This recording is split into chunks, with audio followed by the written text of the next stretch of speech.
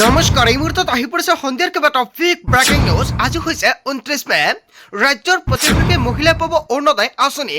অসমত নাথাকিব অৰুণোদয় নোপোৱা মহিলা। সকলো বেংক একাউণ্টত ৩,০০০ টকা সোমাই দিব অসমৰ মুখ্যমন্ত্ৰী ডক্টৰ হিমন্ত বিশ্ব শৰ্মাই। আপুনি চৰকাৰী ঘৰৰ বাবে আবেদন কৰিছে নেকি? আপোনাৰ একাউণ্টত চৰকাৰী ঘৰৰ প্ৰথম কিস্তি টকা ৰিলিজ কৰি দিব অসমৰ মুখ্যমন্ত্ৰী ডক্টৰ হিমন্ত বিশ্ব শৰ্মাই। দেশৰ কোটি কোটি কৃষকৰ বাবে ভাল খবৰ। PM কিষাণৰ 23 কিস্তিৰ তাৰিখ ঘোষণা অতি শীঘ্ৰে 31 তাৰিখৰ পূৰ্বে কৰক। এইকেইটা গুৰুত্বপূৰ্ণ কাম। যদি আপোনাৰ ৰেচন কাৰ্ড আছে, লাভ কৰিব 5টা নতুন সুবিধা। লগতে আপোনাৰ বেংক একাউণ্টত টকাও লাভ কৰিব। আত্মীয়তা প্ৰতিজন মহিলাৰ বেংক একাউণ্টত 25,000 টকা অতি শীঘ্ৰে সোমাই দিয়া হ'ব। লগতে কেইবাটাও ৰাজনৈতিক খবৰৰ লগতে অৰাজনৈতিক খবৰ যুগুত কৰা হৈছে আজিৰ দিনটোত। গোটেই অসম তথা ভাৰতৰ বিভিন্ন প্ৰান্তৰ পৰা যুগুত হৈছে কেইবাটাও ডাঙৰ খবৰ। এনেবোৰ খবৰ নিতৌ পাই থাকিবলৈ চেনেলটি ছাবস্ক্ৰাইব কৰি ভিডিঅ'ত এটা লাইক কৰিবলৈ নাপাহৰিব। আজিৰ আমাৰ প্ৰথম খুবেই গুৰুত্বপূৰ্ণ খবৰ হৈছে অসমবাসীৰ বাবে এটা ডাঙৰ খবৰ। অসমত অৰুণোদয় নোপোৱা মহিলাৰ বাবে ভাল খবৰ আহি পৰিছে। অৰুণোদয় নোপোৱা মহিলাক অতি শীঘ্ৰে প্ৰদান কৰা হ'ব অৰুণোদয় আঁচনি। এইমাত্ৰ অসমৰ মুখ্যমন্ত্ৰী ডক্টৰ হিমন্ত বিশ্ব শৰ্মাই কৰিছে বৃহৎ ঘোষণা। অৰুণোদয় আঁচনিৰ তালিকাত আপোনাৰ নাম অন্তৰ্ভুক্ত হোৱা নাই নেকি? আপোনালোকে নতুনকৈ কৰিব পাৰিব আবেদন। অসমত নতুনকৈ 15 লাখ হিতাধিকাৰীক অৰুণোদয় আঁচনি প্ৰদান কৰিব ঘোষণা কৰিছে মুখ্যমন্ত্ৰী ডক্টৰ হিমন্ত বিশ্ব শৰ্মাই। অৰুণোদয় আঁচনিৰ তালিকাত নাম থাকিলে আপোনাৰ বেংক একাউণ্টত কেতিয়া টকা প্ৰদান কৰা হ'ব, লগতে কিমান টকালৈ বৃদ্ধি কৰা হ'ব অৰুণোদয় ধনৰাশি। অৰুণোদয়ৰ সভাতে মুখ্যমন্ত্ৰী ডক্টৰ হিমন্ত বিশ্ব শৰ্মাৰ বৃহৎ ঘোষণা। বৃদ্ধি পাব 1250 টকাৰ পৰা অৰুণোদয়ৰ ধনৰ পৰিমাণ। অসমত এতিয়াও 10% মহিলাই অৰুণোদয় পোৱা নাই। এই 10% মহিলাক অৰুণোদয় আঁচনি প্ৰদান কৰিব। ইয়াৰ বাবে ৰাজ্যত নতুনকৈ 15 লাখ হিতাধিকাৰীক অৰুণোদয় আঁচনি সুবিধা দিব বুলি ঘোষণা কৰিছে মুখ্যমন্ত্ৰী ডক্টৰ হিমন্ত বিশ্ব শৰ্মাই। সেইসকল মহিলাক অহাবাৰ অৰুণোদয় দিয়া হ'ব। 1250 টকাৰ পৰা ধন কিমান শতাংশ বৃদ্ধি পাব, ইয়াক লৈ মিটিঙত জনাব মুখ্যমন্ত্ৰী ডক্টৰ হিমন্ত বিশ্ব শৰ্মাই। অসমত অৰুণোদয় নোপোৱা মহিলাৰ বাবে ভাল খবৰ।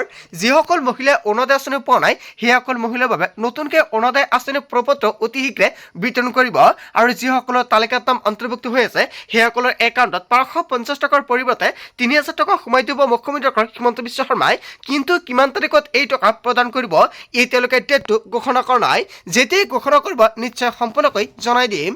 তাৰ পিছত অসমবাসী ৰাজক জনাইছে আমাৰ পৰৱৰ্তী খুবেই গুৰুত্বপূৰ্ণ খবৰ। লগতে এটা ডাঙৰ খবৰ, PM কিষাণৰ হিতাধিকাৰীলৈ জৰুৰী খবৰ আহি পৰিছে।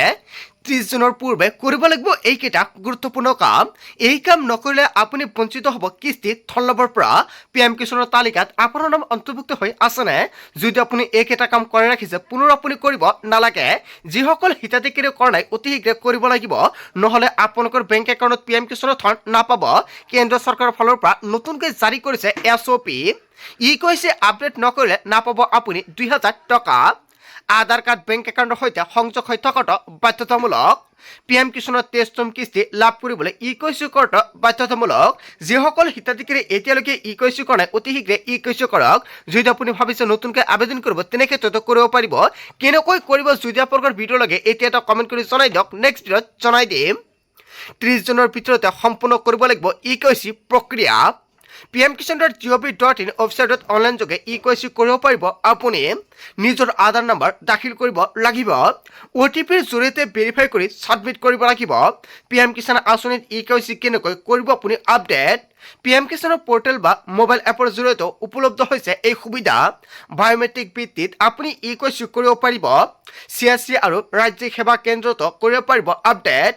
নিজৰ PM কিষাণ হিতাধিকাৰীৰ স্থিতি কেনেকৈ আপুনি পৰীক্ষা কৰিব, PM কিষাণৰ অফিচিয়েল ৱেবছাইটত লগ ইন কৰক আৰু বেনিফিচিয়াৰী ষ্টেটাছ অপশ্যনত ক্লিক কৰিলে আপুনি সম্পূৰ্ণকৈ আপোনাৰ ষ্টেটাছটো আপুনি চেক কৰিব পাৰিব। আপোনাৰ আধাৰ নম্বৰ বা বেংক একাউণ্টৰ নম্বৰ অন্তৰ্ভুক্ত কৰক আৰু গেট ডাটাত ক্লিক কৰক। কেৱল ইয়াই নহয়, চেংচন বাই পে'মেণ্ট ষ্টেটাছ পৰীক্ষা কৰিব পাৰিব এনেকৈ। PM কিষাণৰ 23ম কিস্তি ক'ত আৰু কেনেকৈ লাভ কৰিব, ইয়াক লৈ বহুতে কমেণ্ট কৰি আছে। চ' বন্ধু বান্ধৱীসকল, যদি PM কিষাণৰ তালিকাত আপোনাৰ নাম অন্তৰ্ভুক্ত হৈ আছে, তেনে ক্ষেত্ৰত 30 জুনৰ পূৰ্বে আপুনি এইকেইটা কাম কৰাই লৈ লওক। কিয়নো জুন মাহত নহয়, জুলাই মাহতে কোটি কোটি কৃষকৰ একাউণ্টত 2,000 টকা সোমাই দিব। PM কিষাণৰ 23ম কিস্তি লাভ কৰিবলৈ ইকৈচি কৰাটো বাধ্যতামূলক কৰিছে চৰকাৰৰ ফালৰ পৰা। 30 জুনৰ ভিতৰতে সম্পূৰ্ণ কৰক ইকৈচি, নহ'লে আপোনাৰ বেংক একাউণ্টত PM কিষাণৰ টকা নাপাব। আজিৰ ভিতৰত যিমান পাৰে সকলোৱে শ্বেয়াৰ কৰি দিব। লগতে জুলাই মাহতে দেশৰ কোটি কোটি কৃষকৰ একাউণ্টত PM কিষাণৰ 23তম কিস্তি টকা ৰিলিজ কৰিব। তাৰ পিছত অসমবাসী ৰাজক জনাইছে আমাৰ পৰৱৰ্তী খুবেই গুৰুত্বপূৰ্ণ খবৰ। লগতে এটা ডাঙৰ খবৰ, ৰাজ্যত যিকোনো মুহূৰ্তত প্ৰকাশ পাব বিভিন্ন বিভাগৰ চৰকাৰী চাকৰিৰ বিজ্ঞাপন। সাজু কৰক নথি পত্ৰ, শীঘ্ৰে আৰম্ভ হ'ব 2 লাখ চাকৰিৰ নিযুক্তি প্ৰক্ৰিয়া। অসমৰ মুখ্যমন্ত্ৰী ডক্টৰ হিমন্ত বিশ্ব শৰ্মাই কৰিলে বৃহৎ ঘোষণা, ৰাজ্যত নতুনকৈ 2 লাখ চাকৰি দিব বুলি অসমৰ মুখ্যমন্ত্ৰী ডক্টৰ হিমন্ত বিশ্ব শৰ্মাই ঘোষণা কৰিছিল। আৰু ইয়াৰ পিছতে এটা ভাল খবৰ আহি পৰিছে। বিজ্ঞাপন দিবলৈ সাজু হৈছে চৰকাৰ। প্ৰতিটো বিভাগতে চিনাক্ত কৰা হৈছে খালী হৈ থকা পদসমূহ। শিক্ষক নিযুক্তিৰ পৰা আৰম্ভ কৰি 3য় আৰু 4ৰ্থ বৰ্গৰ চাকৰিলৈ ভাল খবৰ আহি পৰিছে। অনুমোদিত প্ৰথম দ্ৰুতগতিত চলি আছে মূল্যায়ন। মুখ্যমন্ত্ৰী ডক্টৰ হিমন্ত বিশ্ব শৰ্মাই প্ৰকাশ কৰিছে প্ৰস্তুতিৰ বিশেষ তথ্য। যদি আপোনাৰ চাকৰিৰ প্ৰয়োজন হৈছে তেনে ক্ষেত্ৰত আজিৰ পৰাই আপুনি প্ৰিপাৰেশ্যন কৰক। যিকোনো মুহূৰ্তত প্ৰকাশ পাব পাৰে বিজ্ঞাপন। নতুনকৈ কৰিব পাৰিব অনলাইনৰ মাধ্যমত আবেদন। কেনেকৈ আবেদন কৰিব, কি কি নথি পত্ৰ লাগিব, সবিশেষ তথ্য জানিব পাৰিব এইটো চেনেলৰ জৰিয়তে। সেয়েহে সকলোৱে চেনেলটি ছাবস্ক্ৰাইব কৰি ৰাখিব আগতীয়াকৈ। তাৰ পিছত অসমবাসী ৰাজক জনাইছে আমাৰ পৰৱৰ্তী খুবেই গুৰুত্বপূৰ্ণ খবৰ। লগতে এটা ডাঙৰ খবৰ, ৰাজ্যৰ লাখ লাখ পৰিয়াললৈ ডাঙৰ খবৰ আহি পৰিছে। চৰকাৰৰ পৰা লাভ কৰিব 4টাকৈ বৃহৎ সুবিধা। কেনেকৈ কৰিব আপুনি আবেদন? চৰকাৰী প্ৰকল্পৰ পৰা আৰম্ভ কৰি মহিলা সবলীকৰণলৈ ডাঙৰ ঘোষণা কৰিছে অসমৰ মুখ্যমন্ত্ৰী ডক্টৰ হিমন্ত বিশ্ব শৰ্মাই। ৰাজ্যৰ লাখ লাখ দৰিদ্ৰ পৰিয়ালৰ বাবে আহি গ'ল ভাল খবৰ। নতুনকৈ 15 লাখ লোকে লাভ কৰিব চৰকাৰী প্ৰকল্প। আপুনি এতিয়ালৈকে চৰকাৰী ঘৰ পোৱা নাই নেকি? তেন্তে আপোনাৰ বাবে ভাল খবৰ আহি পৰিছে। যদি আপুনি চৰকাৰী ঘৰৰ বাবে জিঅ'ৰিং কৰিছে, অতি শীঘ্ৰে চৰকাৰী ঘৰ প্ৰথম কিস্তি টকা ৰিলিজ কৰিব। অসমত মুখ্যমন্ত্ৰী ডক্টৰ হিমন্ত বিশ্ব শৰ্মাই শপত গ্ৰহণ কৰি দিলে এটা ভাল খবৰ। ৰাজ্যত নতুনকৈ প্ৰথমতে 4টা আঁচনিৰ টকা সোমাই দিয়া হ'ব। কোনকেইটা আঁচনিৰ টকা সোমাব আপোনালোকৰ বেংক একাউণ্টত? যদি আপুনি চৰকাৰী ঘৰৰ বাবে জিঅ'ৰিং কৰিছে, সকলোৰে বেংক একাউণ্টত চৰকাৰী ঘৰৰ প্ৰথম কিস্তি টকা ৰিলিজ কৰিব। লগতে মহিলা উদ্যমিতা আঁচনি, আপুনি আত্মগোটৰ অধীনত 10,000 টকাৰ চেক পাইছেনে? এতিয়া অসমৰ মুখ্যমন্ত্ৰী ডক্টৰ হিমন্ত বিশ্ব শৰ্মাই সকলো মহিলা বেংক একাউণ্টত 25,000 টকা সোমাই দিব। কিন্তু মহিলাসকলে সেই 10,000 টকাৰ কিবা এটা ব্যৱসায় কৰিব লাগিব। যদি আপুনি ব্যৱসায় নকৰে তেনে ক্ষেত্ৰত আপোনাৰ বেংক একাউণ্টত পৰৱৰ্তী কিস্তি 25,000 টকা সোমাই নিদিয়ে। অৰুণোদয় আঁচনিক লৈ দিছে এটা ভাল খবৰ। ৰেচন কাৰ্ডৰ হিতাধিকাৰীলৈ আহিব এটা বৃহৎ খবৰ। যদি আপোনাৰ ৰেচন কাৰ্ড আছে, আপুনি চেনি দালি নিমখ লগতে লাভ কৰিব মিঠাতেল আৰু 0.5 কেজিকৈ চাহপাত লাভ কৰিব। এইকেইবিধ সামগ্ৰী সম্পূৰ্ণ বিনামূলীয়াকৈ লাভ কৰিব। আপুনি 1 টকা দিব নালাগে। ঘোষণা কৰিছে অসমৰ মুখ্যমন্ত্ৰী ডক্টৰ হিমন্ত বিশ্ব শৰ্মাই।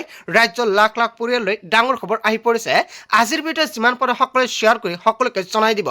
তাৰ পিছত অসমবাসী ৰাজক জনাইছে আমাৰ পৰৱৰ্তী খুবেই গুৰুত্বপূৰ্ণ খবৰ। লগতে এটা ডাঙৰ খবৰ, বাংলাদেশী অবৈধ অনুপ্ৰৱেশকাৰীৰ বিৰুদ্ধে পুনৰ একশ্যন মোডত গৃহমন্ত্ৰী অমিত শ্বাহ। হয়, এটা বিগ ব্ৰেকিং নিউজ আহি পৰিছে। শীঘ্ৰে চলিব বাংলাদেশী অবৈধ অনুপ্ৰৱেশকাৰীৰ বিৰুদ্ধে ভয়ংকৰ অভিযান। য'ৰ পৰা আহিছে তালৈ নিজে আঁতৰি যাওক অবৈধ নাগৰিকসকল।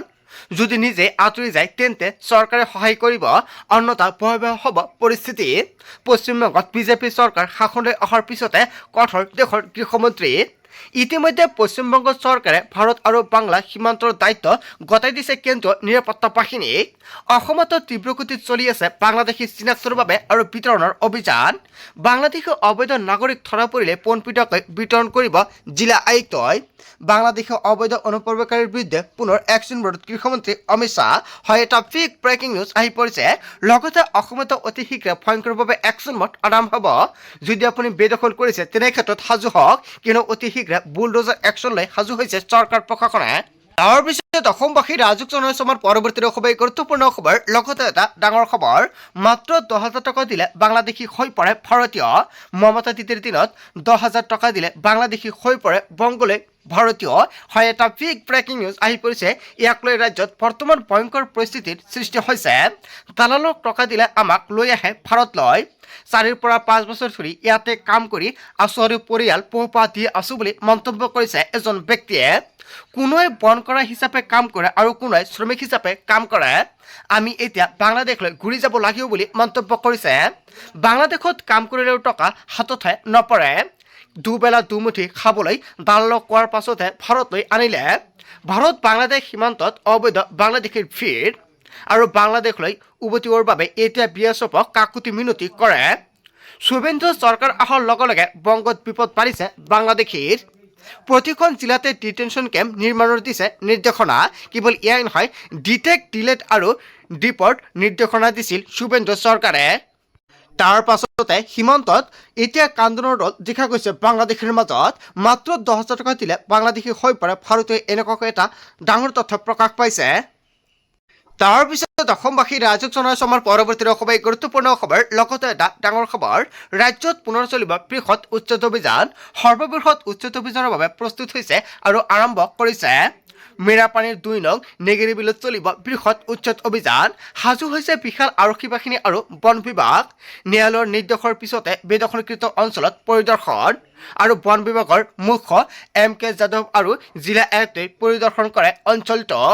অসম নাগালেণ্ড সীমান্তৰ মেৰাপানী নেগেৰী বিলৰ উচ্ছেদিত অঞ্চল পৰিদৰ্শন কৰে আৰু অঞ্চলটোৰ সামগ্ৰিক পৰিস্থিতি বুজ লয় জ্যেষ্ঠ বিষয়াসকলে আৰু অবৈধভাৱে দখল কৰা পুনৰ ঘৰ স্থাপনৰ চেষ্টা ৰোধ কৰিবলৈ প্ৰশাসনৰ কঠোৰ স্থিতি। ৰাজ্যত পুনৰ চলিব বৃহৎ উচ্ছেদ অভিযান যিকোনো মুহূৰ্তত যিকোনো ঠাইত উচ্ছেদ অভিযান চলাব পাৰে প্ৰশাসনৰ ফালৰ পৰা। তাৰ পিছত অসমবাসী ৰাজ্যত জনাইছো আমাৰ পৰৱৰ্তী খুবেই গুৰুত্বপূৰ্ণ খবৰ লগতে এটা ডাঙৰ খবৰ দেশত আহিছে ভয়ংকৰ সংকট। প্ৰকৃতিত ধ্বংস কৰাৰ ফল ভুগিছে এতিয়া জীৱকুলে গৰম সহ্য কৰিব নোৱাৰিব প্ৰাণী আৰু প্ৰায় 41 জনৰ মৃত্যু হৈছে আৰু পশু পক্ষীৰ পৰা আৰম্ভ কৰি চৰাই চিৰিকটিৰ অভাৱনীয় হাৰত মৃত্যু। উত্তৰ আৰু দক্ষিণ ভাৰতত গ্ৰীষ্ম প্ৰবাহৰ ভয়ংকৰ ৰূপ দেখা দিছে। 48 ডিগ্ৰীলৈ পাৰিছে তাপমাত্ৰা আৰু জনতাৰ হাহাকাৰময় পৰিস্থিতি। তেলেংগানা অন্ধ্ৰপ্ৰদেশত মৃত্যু হৈছে 40 জন লোকৰ আৰু মহাৰাষ্ট্ৰত 24 ঘণ্টাত 11 জন লোকৰ প্ৰাণহানি। কেৱল ইয়াৰ নহয় ছত্তীশগড়ত 700ৰো অধিক লোকৰ পশুৰ মৃত্যুৰ তথ্য প্ৰকাশ পাইছে। স্বাভাৱিক হৈ পৰিছে 45 ডিগ্ৰী তাপমাত্ৰা। চলিত মে মাহতে তেলেংগানাত উৎকট গৰমৰ মৃত্যু 30 জনৰ। ৰাজ্যখনৰ অৰংগল জিলাতে মৃত্যু হৈছে 19 জনৰ। চিকিৎসাধীন হ'বলগীয়া হৈছে 300ৰো অধিক লোক। অন্ধ্ৰপ্ৰদেশ আজিৰ তাৰিখত মৃত্যু হৈছে 10 জনৰ। বন্ধু-বান্ধৱীসকল এনেকুৱাকৈ বৰ্তমান ভয়ংকৰ গৰমৰ প্ৰভাৱ দেখা গৈছে আপোনাৰ অঞ্চলত। বৰ্তমান গৰমৰ প্ৰকোপ কেনেকুৱা কমেণ্ট কৰি জনাই দিব। আজিৰ মূল ভিডিঅ'খনত আপোনালোকক এইখিনি সৰু কেইটামান ইনফৰমেশ্যন দিবলগীয়া আছিলে। ভিডিঅ'টি ভাল লাগিলে লাইক কমেণ্ট শ্বেয়াৰ কৰক। চ' থেংক ইউ ফৰ ৱাচিং ফুল ভিডিঅ'।